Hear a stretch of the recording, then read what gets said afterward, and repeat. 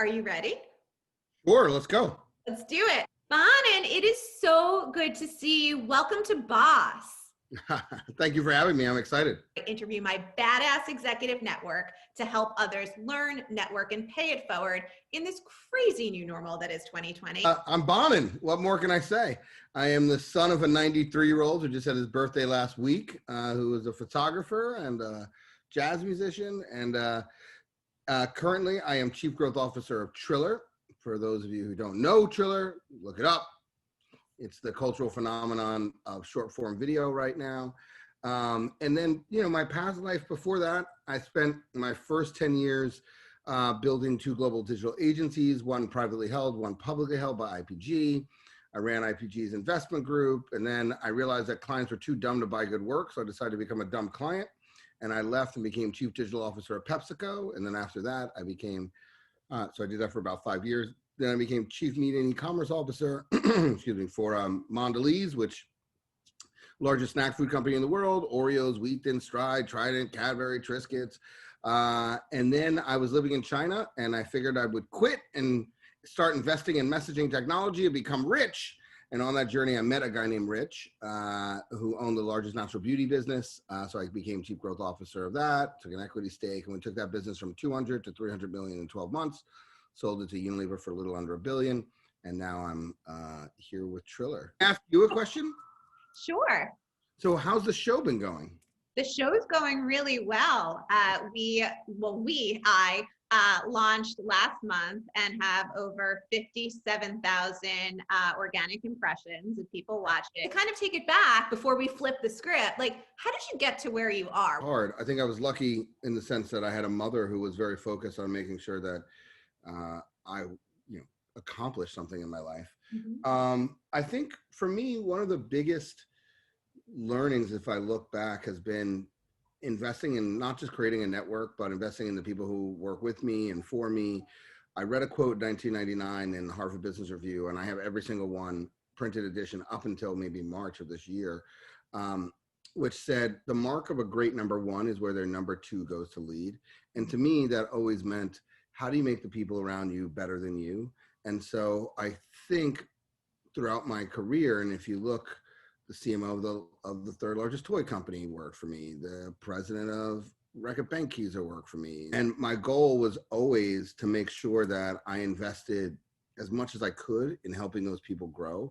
And so when you ask, like, where did I get, this is a hard journey. I tell people, when you really think about what it takes to survive in corporate America, or the world in general, but there are more elite athletes in the world than there are vice presidents at Fortune 10,000s. So if you think it's difficult to become LeBron, it's near impossible to become Indra, who was a CEO of PepsiCo, for example, or Irene, who was a CEO of Mondelez. And if I asked you, what's your playbook for the brand or service that you offer, you would share with me, a 30-page PowerPoint. But if I asked you the same thing about your career or your life, most people don't have anything. And the walls of organizations are littered with folks who said they want to become CEO, but because they didn't have a plan, they never made it there. And so I think there's really two things, which is you need to have a plan. What do you want to accomplish? What is the plan to get there? In the same exact way that you would market a product or service, you need to market yourself. And then the second piece of that is, how are you investing in the people that are on that journey with you, making sure that they're even more successful than you are as you go through. If you can accomplish those two things, I think anything is possible. I love that, Bonin. What was more interesting was just watching him really focus on becoming a craftsman. I think we don't spend enough time on perfecting our craft. And so he would take a shot of squirrels. So we have his first 100 rolls. And the first squirrel photo, it's okay. But by roll 70, it's like the best looking squirrel you've ever seen, because he was perfecting the craft of it. And so that's where I think many people don't put the time into actually learning and perfecting their craft and actually becoming a master. What you're saying also resonates with me for my family in terms of my 6-year-old is, learning how to read and sometimes gets frustrated. And of course, it's like the more you practice, the easier it's going to become. The group that you need to go after is the 18 to 24, because at the end of the day, their viewpoint on the world has so dramatically changed versus us. And your son is coming into a world where right now we see the actors and the figures that we're used to. But the reality is the underlining of that in terms of just think about the empathy that kids have, think about the diversity that kids have. It's a whole new world. Like I would pay to be sick. The thing I love the most about the pandemic, and I know that's weird to say, is that during the very beginning, people called each other just to say, hey, I just want you to know that I'm here and I'm thinking about you. And humanity had this bond, and we were like connected because all of a sudden there was this threat that was not just New York, but it was globally. Human society is at, humanity is at, and for some that brought out the best in us, I believe, during that time period. And of course, we got hit with the truth of us, which is that we still have a lot of underlying issues. But I think that moment made me re-believe in the power of what we could do as a society and as individuals and as people coming together. And so I think the younger generation, they're almost built, and it's almost innate in them that anything is possible. We all know that globally, the world needs more women and diversity in tech roles, data roles, marketing roles, leadership roles, right? There's everything. We saw the new Citibank announcement of Jane Fraser as the new CEO, making her the first woman to lead. We know about, obviously, the passing of my good friend Carla Hassan, who is now the CMO over there. But go ahead. Yes, I saw that too. But at the end of the day, women make up only 4% of CEOs of public companies in the US, and there are no Black women at the helm of any of these companies. Speak to me about just how we do better from your perspective. I mean, at the end of the day, it's look, I've struggled with this, and of course, it's been at the forefront most recently. And the reality is that when I was 36 years old, I was the oldest C-level executive of color at a Fortune 50. I mean, look, I think I'm really good, but really, nobody else made it through? Like, not one other person? I mean, like, come on.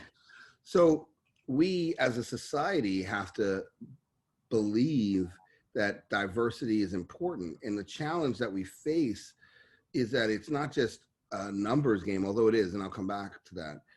It's a diversity of thought. So when we went away on a leadership retreat, and there was the top 25, and we had to answer a bunch of questions, and those questions told you what color you were. So blue was like executional, red was operational, I think white was compassionate. There were no white colors there, just all killers in the boardroom. But yellow was creative, and I was the only creative. I was the only yellow there out of 25 senior leaders. I didn't even have like another yellow to huddle with just to protect myself.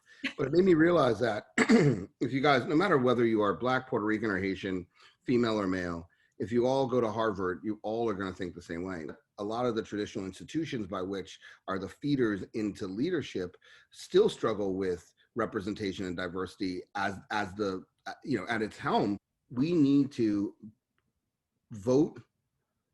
Not just we do need to vote, but we need to vote with our wallets around organizations that are doing the right thing. And I think there's 5 things that companies need to do today. We have to put diverse candidates in board positions. The second is we need to attack that middle management. So where diversity falls down is that women and people of color, they fall down in middle management because there's nobody that looks like them above to reach down and pull them up. We need to look at the partners that we have.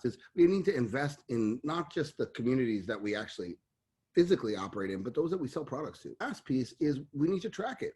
If we don't focus and we don't have a concentrated effort, it'll never happen. You ready for the lightning round? Go. I'm ready. I am ready now. What is the most important skill that leaders need for the future of work? Empathy. Name your career role model or favorite boss. My mom. Book that everyone needs to read. Text me 646-759-1837, which will be mine. One thing you'll commit to do in 2020 to help pay it forward. We're launching a fund for African-American founders, but it's aimed at those that are changing and challenging some of the big systemic issues. What do you want to be known for over the next 6 to 12 months?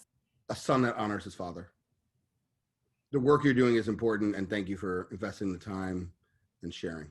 Thank you. Everyone should watch every week, share with your friends. Link it, engage it. Let's go.